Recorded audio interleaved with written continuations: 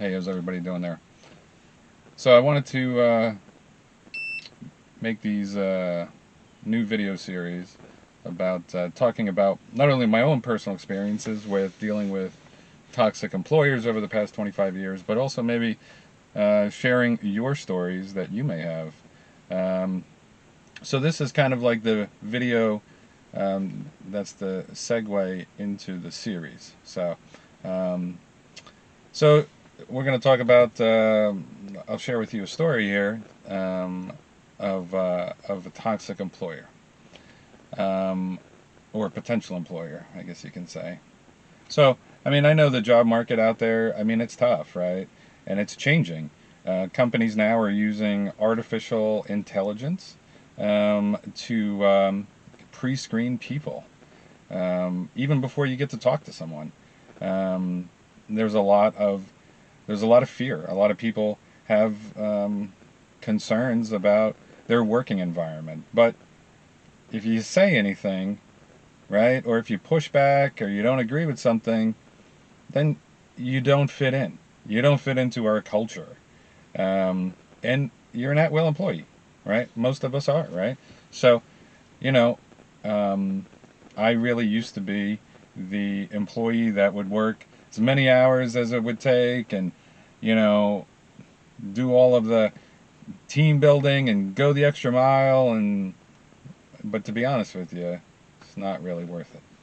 It's not, because one day you go into work and they're like, oh, we're downsizing or we're restructuring or X, Y, and Z, and it's just not working out.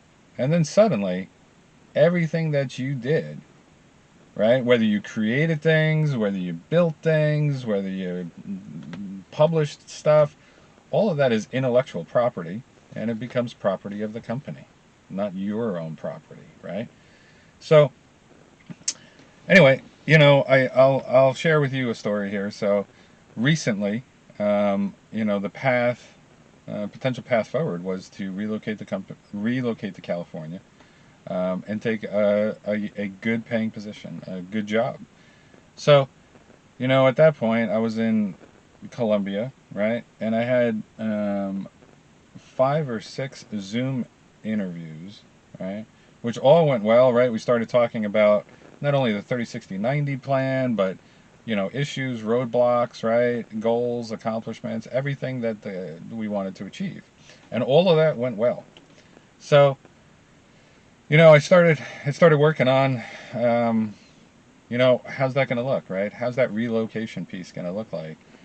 And I found a 6x6 expandable body 1984 at a price point that was within my budget.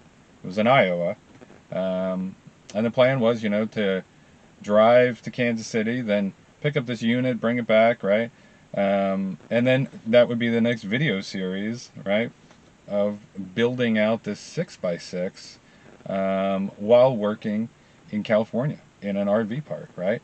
Because it's pretty expensive out there in California, right? A 1 bedroom, 1 bath, 500-600 square foot apartment in Orange County is approximately 2,000 to 2,500. So go through all these Zoom calls. Company wants to move forward. Great. So I come back from Colombia, right? Head out to California out there, and they told me, they said, look, this isn't an interview, right? You're past that. You're past that interview process. It's a meet and greet. I said, oh, okay, great. So, met with all the department heads. You work on, goals that they want to accomplish. Have those conversations, and then it's like, all right, call call me. The president's like, hey, just give me a call and we'll talk about it. So I give him a call when I get in Denver, right, taking a connection out there, and he then tells me one piece of information that nobody has ever shared with me. In this whole entire month plus long process was, oh, there's another candidate that we need to interview. Why would you fly somebody out across the country, tell them this isn't an interview and you're beyond that, right? Um, for them to only tell you, oh, there's another candidate. And then when they do follow up in a week, right? Well, we decided to go with the other candidate because, It's somebody that we've done business before with, and we have a relationship. So it's not about your qualifications. It's not about your past accomplishments. It's about relationships, right? So that really didn't work out, and it was beyond disappointing, right? So you spend all this time, month and a half, planning, thinking about the future and everything, and it just doesn't materialize, right? But I'm not the only one that's been in that boat. I'm sure that you have as well, and it's a sign, right? I mean, it's a sign that, hey, this isn't going to work out. If a company's going to treat you like this, it's probably not a good company to work for, right? So, let alone, talking about, vacation policies or personal days off or a bunch of other struggles that employees have here in the United States versus Europe or other parts of the country, right? Afghanistan gives more days off, vacation days, than the United States. Think about that, right? So, that's unfortunate, right? But it is what it is, right? So, as we continue this journey, right, I'll share with you stories from different companies, their policies, how they treat people, right? How they treat workers, right? And at the end of the day, the company, not every company, but most companies generally don't care about you, right?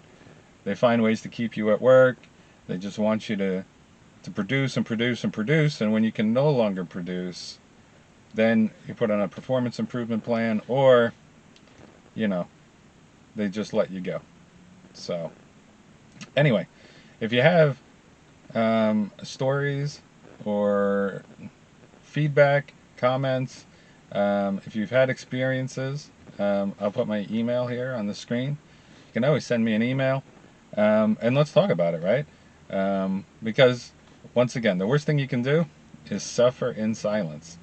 Let me be your voice, right? Let me be your voice talking about, harsh relocation agreements. We'll get into that. Harsh and unfair offer letters. We'll talk about that, right? Talk about vacation policies and culture and expectations of culture. And if you don't do it, right, or if you don't participate, then you're not a culture fit, right? And then you're pushed out the door. So, thanks for watching, and I'll keep making these videos.